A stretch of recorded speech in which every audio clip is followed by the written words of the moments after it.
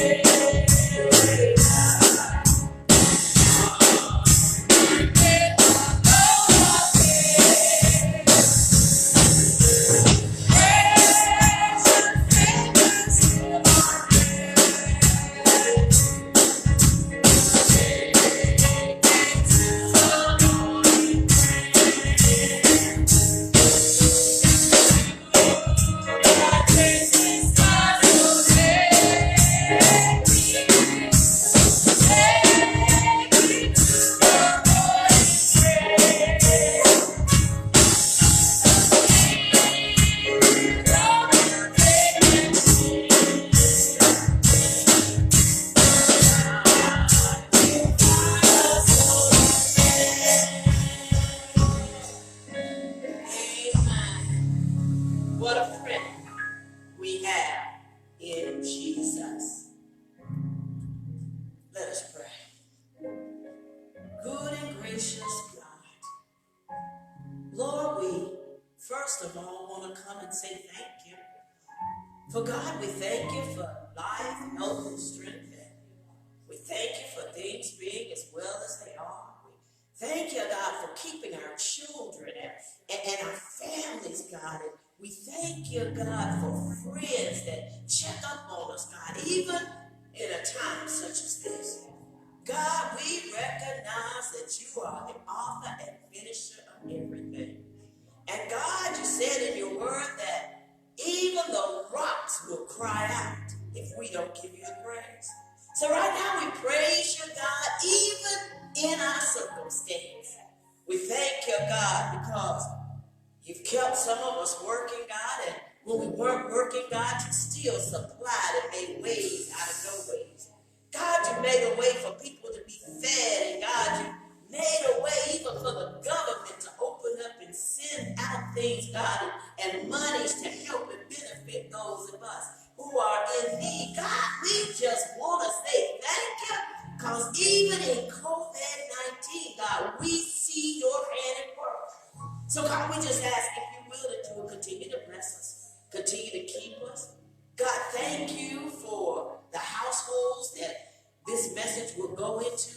God, we thank you for husbands and wives. We thank you for children and grandchildren. God, we thank you for neighbors. God, we thank you for medical staff and all those who are helping in such a time as this. Continue to be with us, Lord. Guide us and protect us. Show us what is right and help us to do what is right. We love you on today and we thank you. And God, I ask if you would, let me preach this word, that somebody will understand, God, that you are still Lord. In Jesus' name we pray. Amen.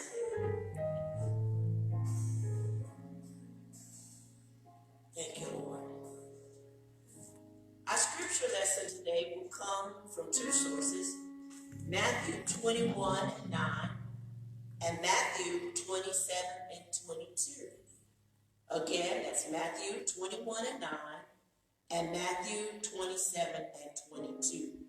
Both scriptures are from the King James Version. And it reads like this: and the multitudes that went before and that followed cried, saying, Hosanna to the Son of David. Blessed is he that cometh in the name of the Lord. Hosanna in the highest. And then Matthew 27:22 says, Pilate said unto them, what shall I do then with Jesus, which is called Christ? They all say unto him, let him be crucified. I've decided for a subject today to ask you this question: crown him or crucify him? Crown him or crucify him? After the sermonic selection, I will come back with the sermon for today. God bless you.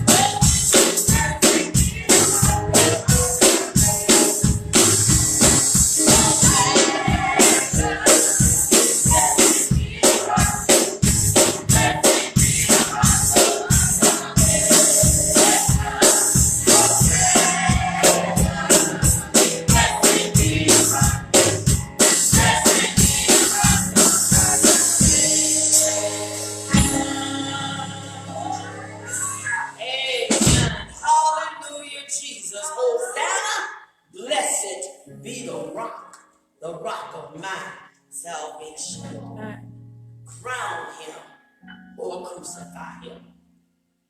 I want you to sit back in your easy chairs or wherever you are right now. Take a journey with me this morning. Journey with me in your sanctified minds. Back in the time where there are throngs of Jews lining the main street of Jerusalem. These streets that are leading to the temple gates. I want you, if you will, just to go with me on this journey to this city that has swelled almost overnight from 10,000 to nearly 2 million. I want you to journey with me where every devoted Jew was returning to Jerusalem just to celebrate the Passover. Oh, think about it. It was a time for rejoicing. They were coming together to commemorate that great day when the Lord smote the firstborn of Egypt, led his people out of bondage into the wilderness on their journey to the promised land. Jerusalem was God's promise fulfilled. It was their shining city sitting on the hill. It was the center axis of their faith. It was the home of the Ark of the Covenant, a stone testimonial of all that God was and is and would become in their lives. Oh, church, this was a sacred journey, a holy journey, a consecrated journey, a hallowed journey to the place that united all of them in common faith. Oh, I need for you to walk with me this morning. Or was it really all of that? You see, were all the Jews there for the same reason? Had all of them come to worship and to bow down to their Creator? Well, apparently not.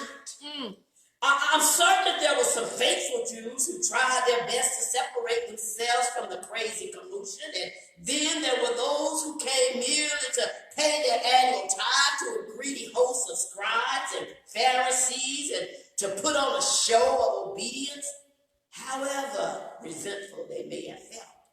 Some saw an opportunity to sell their wares in the marketplace to the bulging crowd. Some even dared to set up their merchant tables inside the temple gates. And some were there merely for the show. Wow. Because they heard that this man named Jesus would be entering the city with his disciples. The man whom the Pharisees despised for his radical teaching. They heard he turned water into wine. And they heard he healed a man from being blind. They heard he healed a man with a withered hand, and they heard he walked on the Sea of Galilee. They heard that just 1 week ago, he raised Lazarus from the dead. So I can imagine there were mixed feelings among this large crowd, mixed feelings about organized religion, and mixed feelings about giving 10% of their earnings to the temple priests, and mixed feelings about Rome's feet on the neck of the Jews. All of them could justify their feelings, whatever their feelings might have been. Feelings have a rightful place in our lives. You see, feelings are what moves us and inspires us and motivates us and encourages us. Feelings arouse that human element that lives in us. They cause us to contemplate and reflect. So I'm going to pause for a little reflection and discovery about feelings. The Bible does not separate our feelings from our intellect. You see, we tend to interpret the Bible's reference to the mind as thinking and the heart as feeling. But the scripture does not enforce this separation or opposition. You see, according to Vine's complete expository dictionary, any reference to the heart in the New Testament is defined as that which stands for a person's entire mental and moral activity. Both the rational and the emotional elements. Oh, but in the same dictionary, the mind is described as the seat of the reflective consciousness, the perception, the understanding, the feelings of judging and determining. In other words, thinking is not and thinking. The two are intertwined. The rational and the emotional work together to uncover the truth. You see, we humans have a comprehensive set of conjoining skills for interpreting the world and discovering the truth. You don't have to believe me. Don't believe anything I said because I said it, but believe Jesus. Amen. He commanded us to use our given ability to love the Lord thy God with all thy heart, with all thy soul, and with all thy strength, and with all thy mind. Yes. The crowd in Jerusalem used their hearts, their soul, their strength, and their mind to come to the conclusion that the man riding into the city on a borrowed mule was the Son of God. Yes. It was a rational deduction. Jesus had healed the sick and raised the dead. It was a logical conclusion. Jesus had walked on water and fed more than 5,000 with 5 loaves and 2 little fish. It was an emotional assumption. The Jews had been waiting for their Messiah for hundreds of years. Yes. This wasn't trickery or deception, church. This was Jesus coming into the holy city, his Father's earthly tabernacle. All eyes were on him. Oh, can't you see it? And every man could see him as he was. Thus, a generation of Jews were exercising their spiritual common sense, their mind, body, and spirit, working all together in perfect harmony. When they shouted, Hosanna to the Son of David. Blessed is he that cometh in the name of the Lord. Hosanna! Hosanna! In the highest. Logic was telling them to crown him. Common sense was telling them to crown him. Passion was telling them to crown him. Crown him, King of the Jews, the Son of the Most High God. Oh, now let's take it a little bit further. Use your sanctified mind to go and fast forward 1 week. Through the arrest in the Garden of Gethsemane, Jesus, the King of the Jews, is dragged before Caiaphas and the high priest and the Sanhedrin council, who calls him a blasphemer. Then he is dragged to Pontius Pilate, who fears a Jewish uprising. Pilate passes this king off to Herod, who fears Jesus and wants no part in his condemnation. Back to Pontius Pilate, Jesus goes to hear the final verdict. But Pilate washes his hands in the matter and leaves the fate of the Son of God to the Jerusalem crowd. I'm talking 1 week. 1 week. 7 days. This is not the same crowd that shouted Hosanna to the Most High God. This is the other crowd. You know, the other crowd. The crowd that never took the time to get to know who Jesus was. My Lord. They only knew Barabbas, the troublemaker. They knew Barabbas, the revolutionary. They knew Barabbas, the thug and the common criminal. They knew Barabbas, the leader of their revolt against Rome. Yes, this is the other crowd. This is the other crowd. This is not me and mine. This is the other crowd. The crowd that had no desire to crown Jesus. My Lord. This wasn't the crowd that wanted to go to heaven. This wasn't the crowd that wanted to impress the high priest. This wasn't the crowd that felt the need for repentance. This wasn't the Sunday go to meeting crowd. It was the other crowd. The other crowd. The crowd some people today are still hanging with. You know the crowd. A crowd of fools. Cowardly Pilate could have saved the King of Kings and Lord of Lords. Cowardly Pilate could have listened to his wife's admonishment.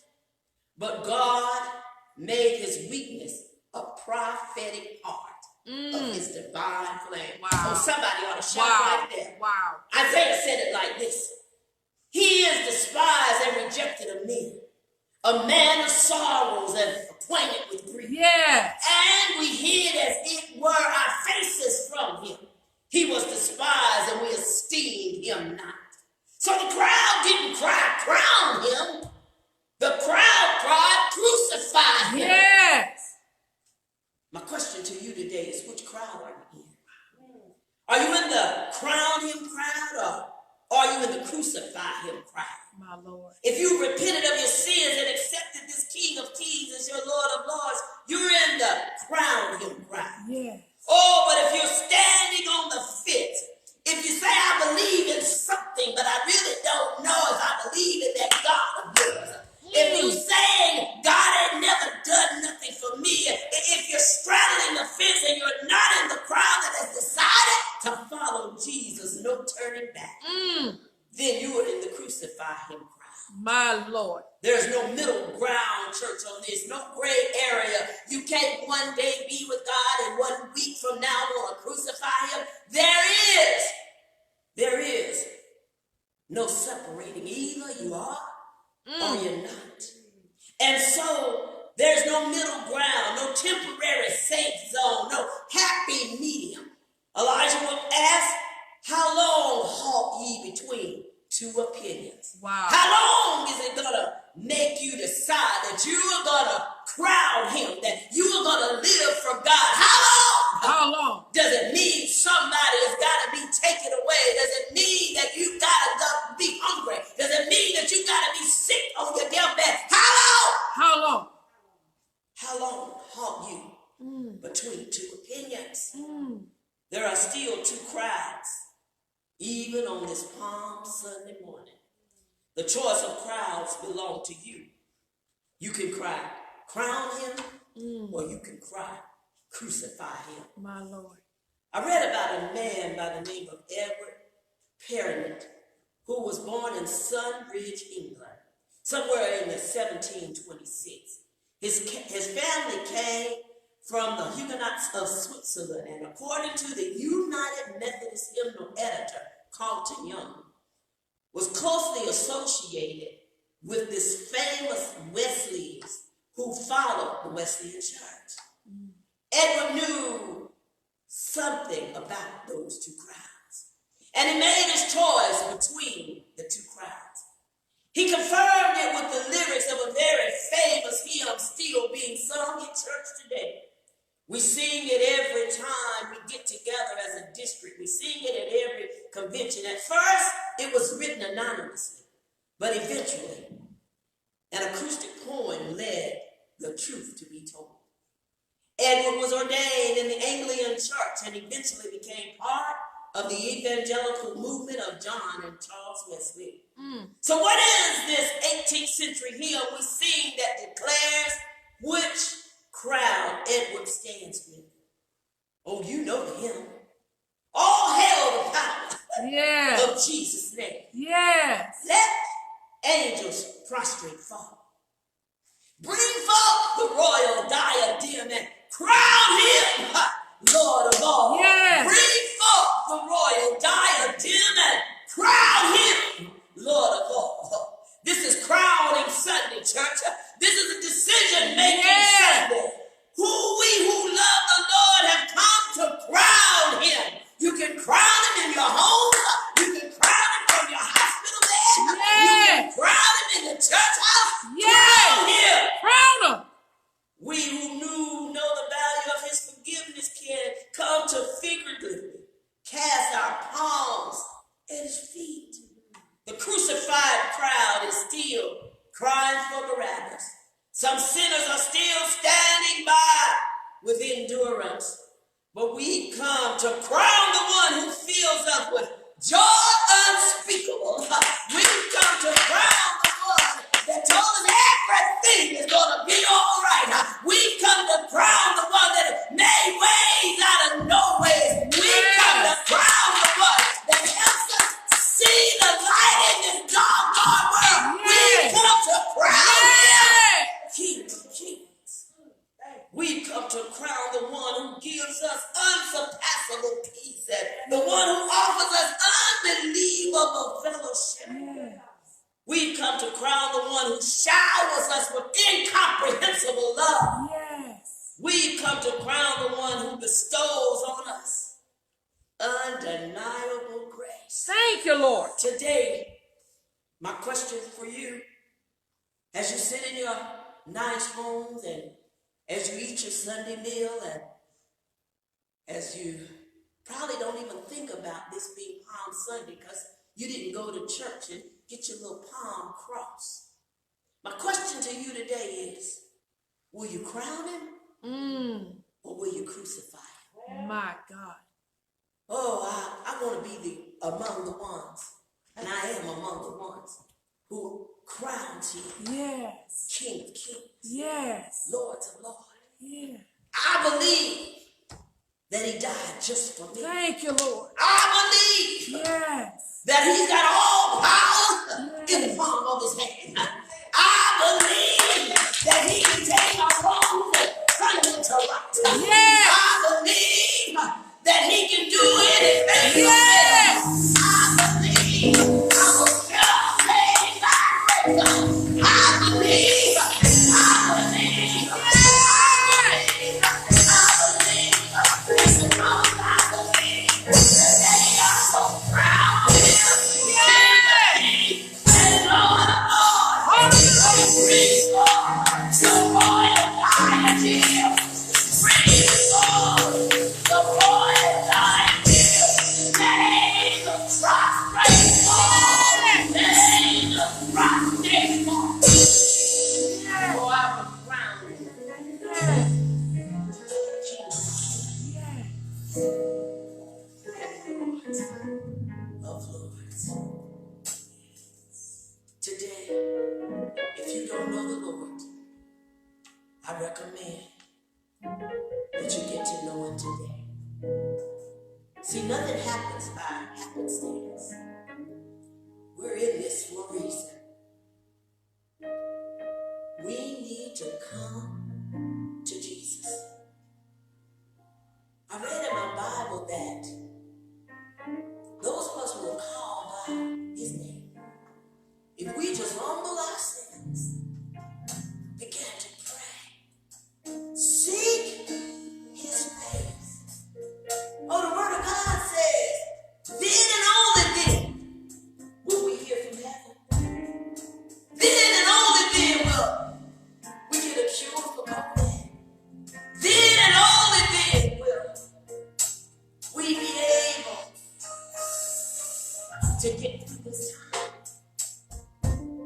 Church, I'm going to crown him, for he is my King of Kings, my Lord of Lords, my bread when I'm hungry and my water when I'm thirsty.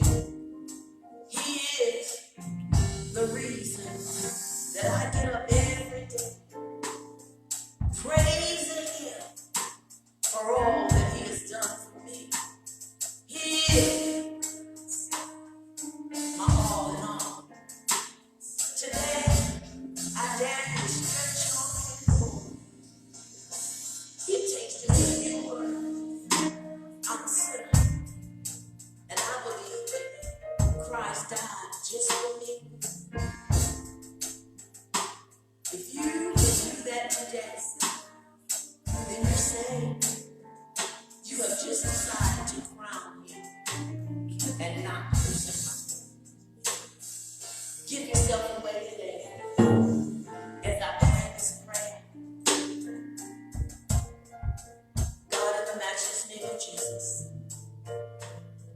get into the hearts of men, God, that they may come to know you for the free pardon of their sin. Get in the hearts of men, God, for they will recognize crowning you and not crucifying you. Get in the hearts of men, God, that Lord, you will heal the land.